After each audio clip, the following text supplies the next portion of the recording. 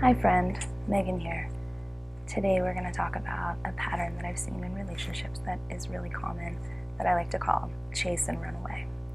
So what I see is that in a partnership, there tends to be a person who likes to avoid, I won't say likes to, but is more prone to avoidance and maybe shutting people out. And then there's one person that tends to be a fixer or possibly even an attacker, and that this pattern can be really, really destructive over the long term.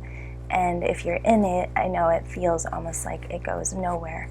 So my husband and I have this pattern, or we've had this pattern, and we've done a lot of work to kind of uncover why we have the pattern and what might be more productive ways to handle things. So first, I'm going to go through how I sort of perceive a lot of us going through life.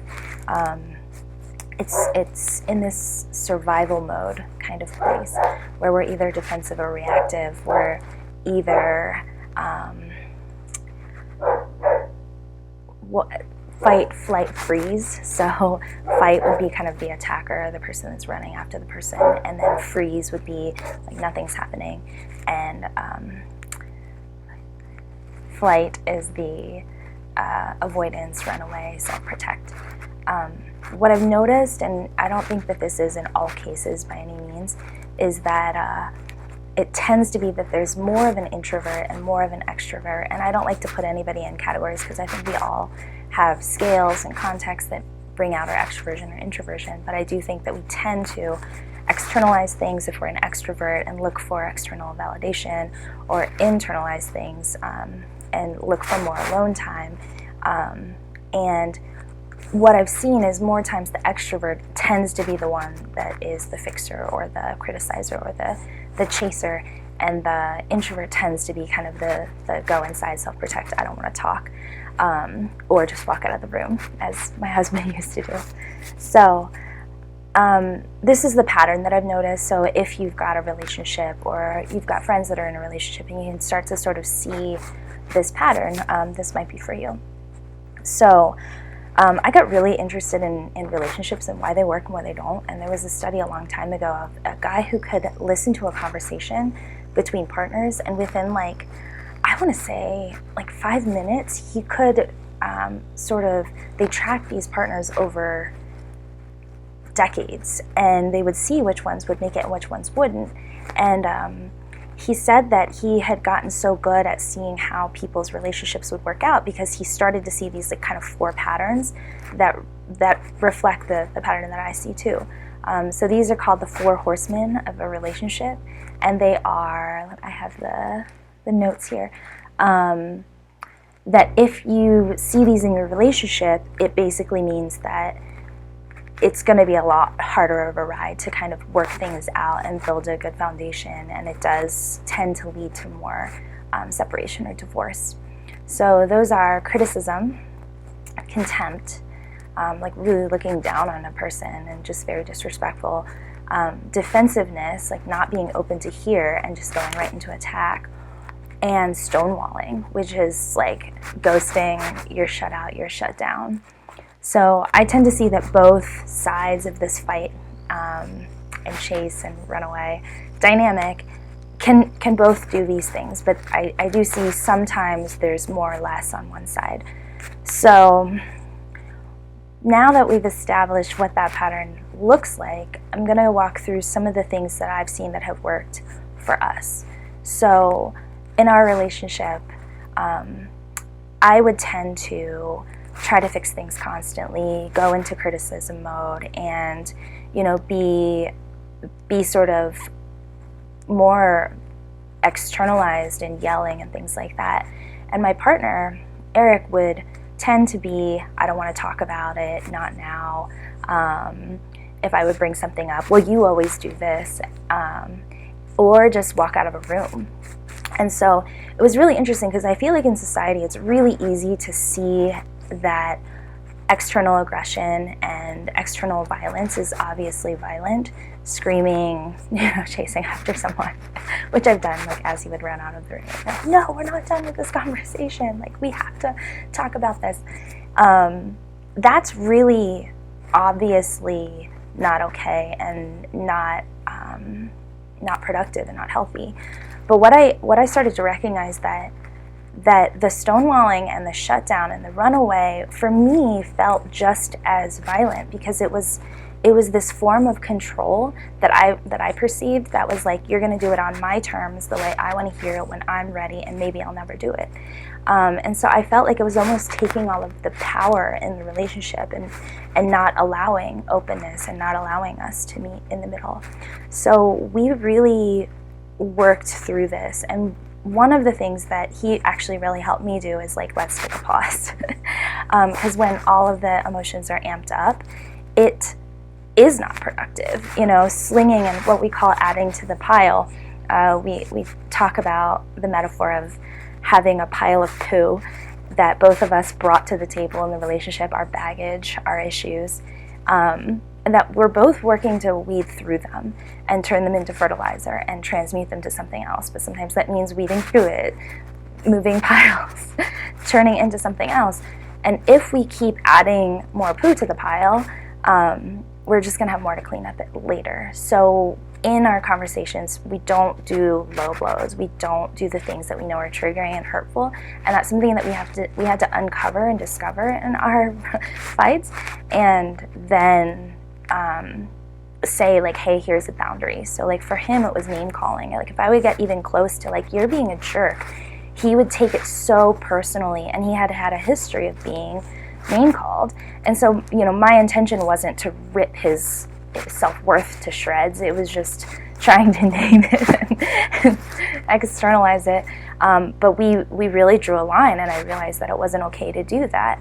And then for him, if he would run away or leave, I would say, rather than just running out of the room, just sit in silence for a bit. And if you can come up with the words, let me know. I know that you care about this. I know that we need to talk about this. It doesn't feel productive now. Or I need to take 10, 20 minutes in silence to myself to rework my thoughts. So he is on the autism scale, Asperger's, but I know those words are not socially appropriate, but just for understanding. So for me, understanding that he needed to take that space and he was feeling overwhelmed, and it wasn't personal. It wasn't because he was mad at me. Well, sometimes he was mad at me, but it wasn't to hurt me. He wasn't shutting down to hurt me. So we learned to kind of like not take it as personally. And this is where I sort of see this idea of detachment coming in, is like being able to step back, being able to pause, listen, kind of check in with ourselves, and then also sort of name those boundaries and parameters of triggers that we don't throw low blows. So that's been really helpful to kind of just bring down all of that escalating energy. Like I know in a fight, it sort of feels like you'll start on something really simple, and then like half an hour in, you'll be like, how did we get here where we're both so mad and someone's yelling and someone's running into the other room and nobody's talking for weeks, when it was about the trash can or something. But because these things uncover deeper issues of trust and integrity, of safety, that for me, these arguments are never about this surface level thing that kicks it off. That's the trigger that reminds us of a place where we feel threatened, don't feel safe, don't feel like we can trust the person, and a myriad of other issues that can come up in our life. So we also have another joke, like it's not about the trash can, because we actually did have a pretty big fight about a trash can, where I was like, why can't you just take out the trash? Why do you have to have me remind you to do it? If you say you're going to do it, do it. And for me, it was about trust and holding to agreements and being able to have equal distribution of home responsibilities, that one person didn't have an extra thing on their list to check in on the other person if they did it. And I was like, I don't want to be a nag. I don't want to be coming out, wondering if you're going to do it or not.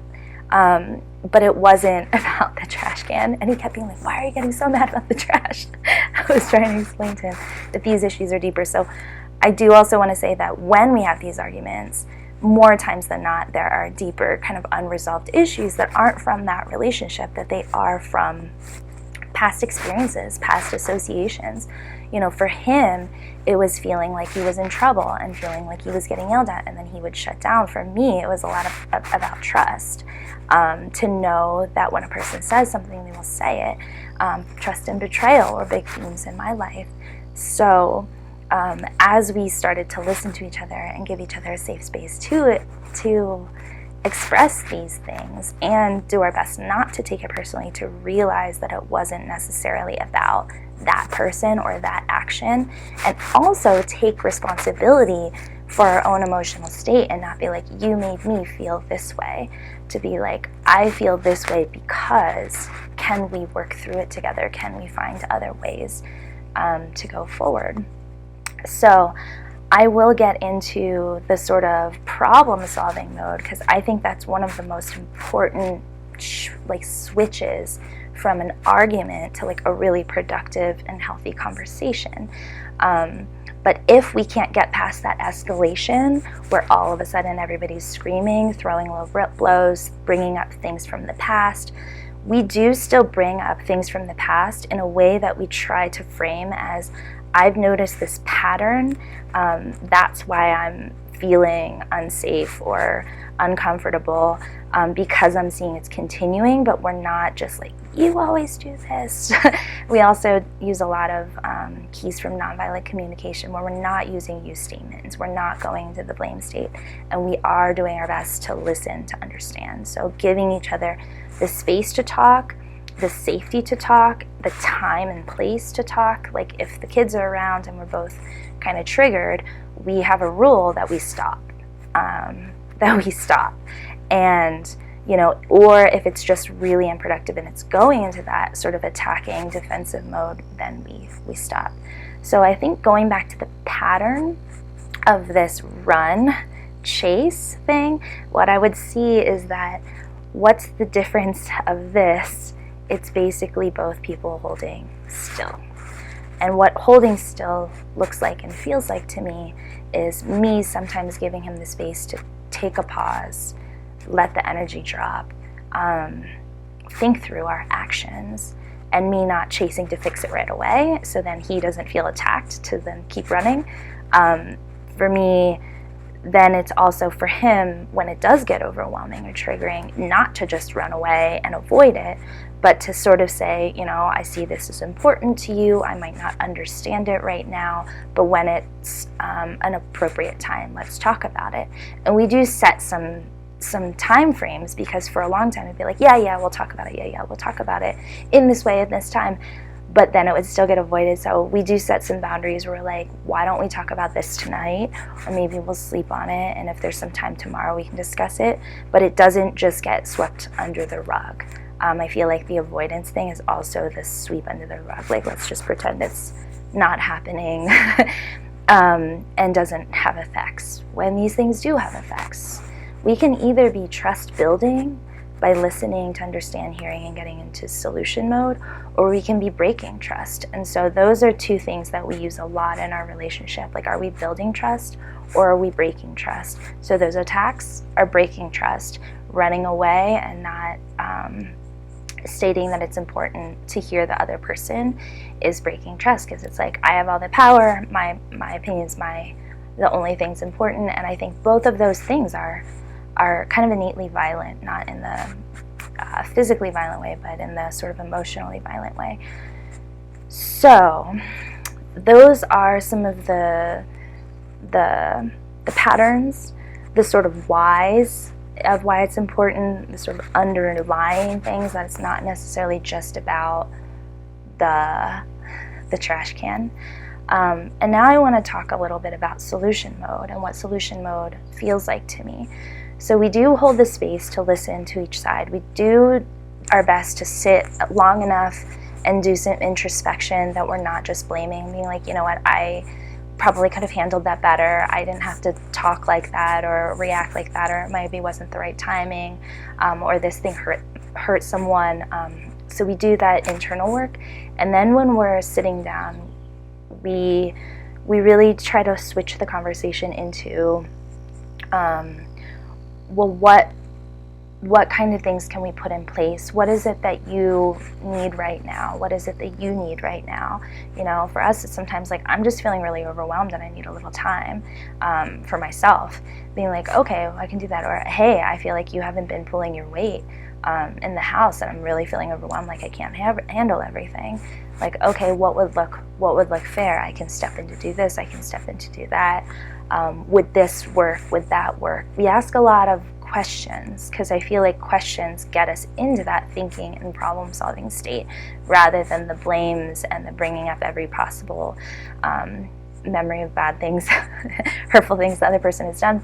So that solution mode is something that we really hold to, and then we don't set up this expectation that has to happen immediately and perfectly, because I think for me it would be like, yeah, I'm going to do it, and then it wouldn't happen in my timeline or the way that I might handle it. He would take a little bit longer time to process. He would take a little bit more time to figure out what that felt like for him, and then I would be like, you're not doing it, and he's like, I am. So we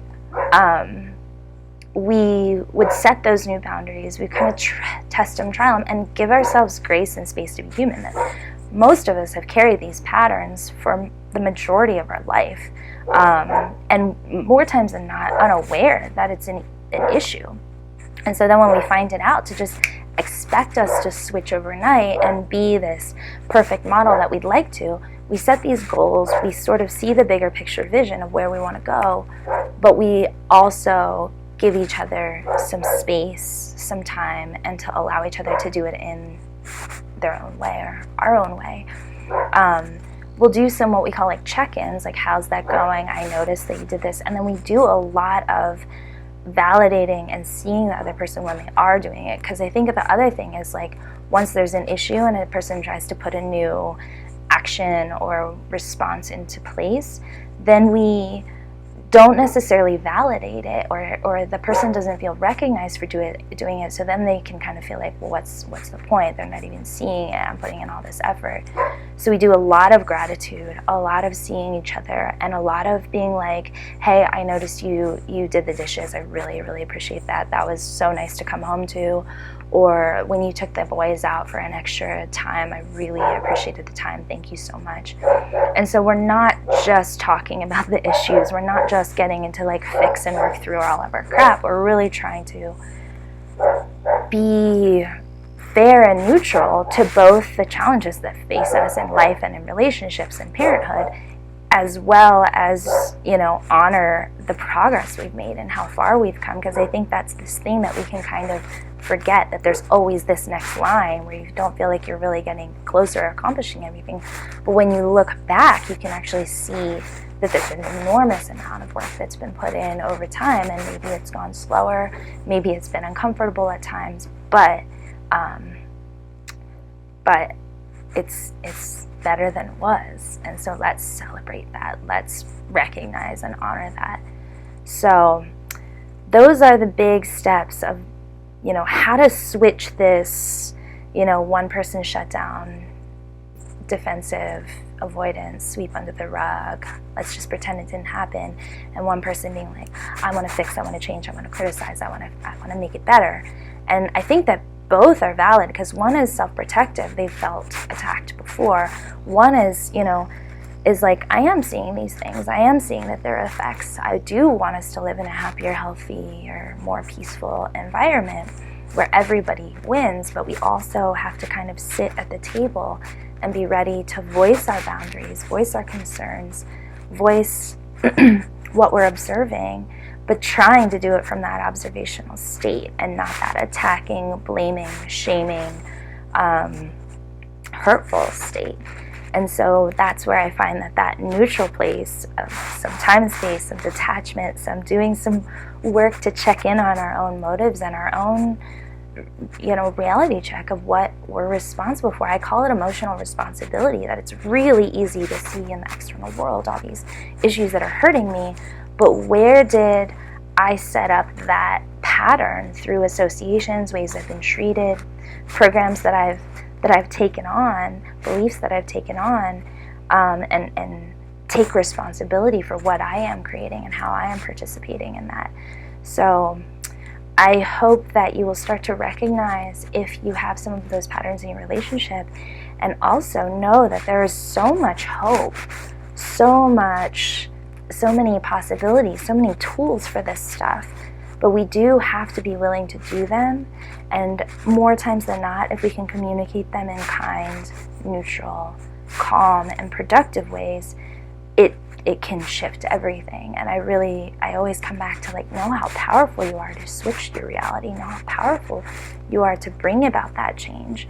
I will say, if it is a relationship where there is not openness to work together, and it is, doing a lot of damage, either physically or emotionally, to be willing to look at that too, to say, I'm willing to do this, but I need to know that the other person is willing to do this work too.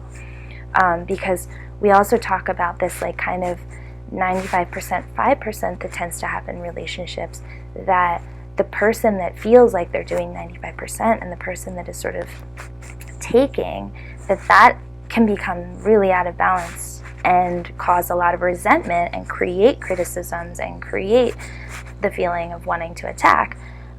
So to see if in a calm state, to be what is our foundation? Do we love each other? Are we willing to do this work together? And I would like us both to show it and to see it, because I do think that when a relationship is so toxic or is so codependent or abusive, which tend to be a triptych of all of those things, where both people are abusers and both people feel like victims, that if people aren't willing to get some new tools and try some new things out, we can't expect new things if we keep doing the same things. But it is, in partnership, so much a partnership. It has to be hand in hand. And to not, I know the fear of being alone is great, and the overwhelm of handling life when you have been in a partnership, but if it is at the point that it's so out of balance and so abusive, and there is a known unwillingness and a pattern of unwillingness that is brought up and communicated but isn't actually worked out, that I think that being really honest with ourselves and being really not living in denial of it is really important, because I know I've been on that side too. And we can justify all of the reasons, but if we aren't working together as a team, the team's not working. So much hope, so many possibilities, so many tools, but we do have to be doing it hand in hand, partnership by partnership. And I didn't expect 95-5 to switch, and I also had to realize, why am I giving so much if I don't feel like it's being reciprocated? And I had to go, I'm allowed to invest in myself, I'm allowed to take care of my needs. And then when I was full, then I wasn't feeling like I need to chase all the time. It was interesting, because when I did put that back into my own needs, it helped me not feel so exhausted and depleted in the relationship, and knowing my own worth of what, having a healthy relationship and a partnership. I do not believe that partners come in perfect, or there's a perfect partner at all. People will be like, you're so lucky you got Eric, or he's so lucky he got you. And we are, absolutely, but we didn't come in this healthy, whole, productive, kind individuals. We came in with a lot of stuff and had a really hard walk, but one thing we had committed to is to be honest with ourselves, put in the work, and for us, 8-9 years later, it definitely works, and it does feel like a beautiful and ideal relationship most of the time, which is incredible. But we didn't come in that way. It took a lot to get where we are, where now our conversations are like, hey, I noticed that you were a bit short. Do you need some time? Hey, can we talk about this? I'm starting to see this affecting this house. And things get resolved in 5-10 minutes, sometimes a half an hour.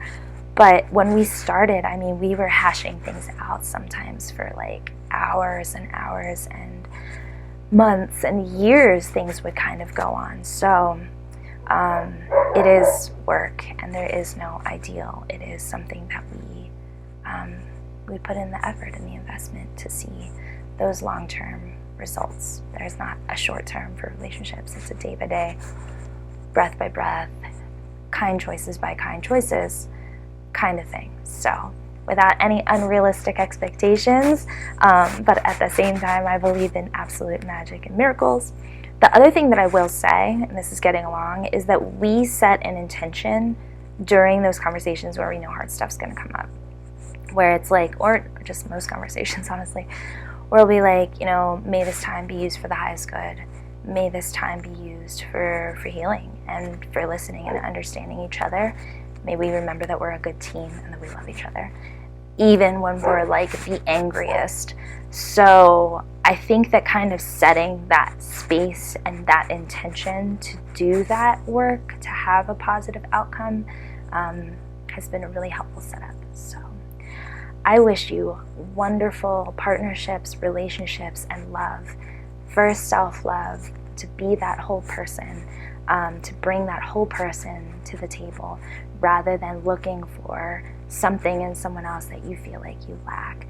Partnerships can be incredible complements where we do support each other and we have different strengths, but it also can very much, I think, bringing that wholeness to the table isn't about then that codependency of push-pull and need, and it is more about let's work together because we care about each other and we're a good team. Thank you for spending some time with me today, and I wish for you a beautiful day. Thanks for sticking with me with these crazy dogs. I get some quiet time in the house when the boys leave, but then the dogs are my like protectors, so they kind of go nuts. They're pretty chill otherwise.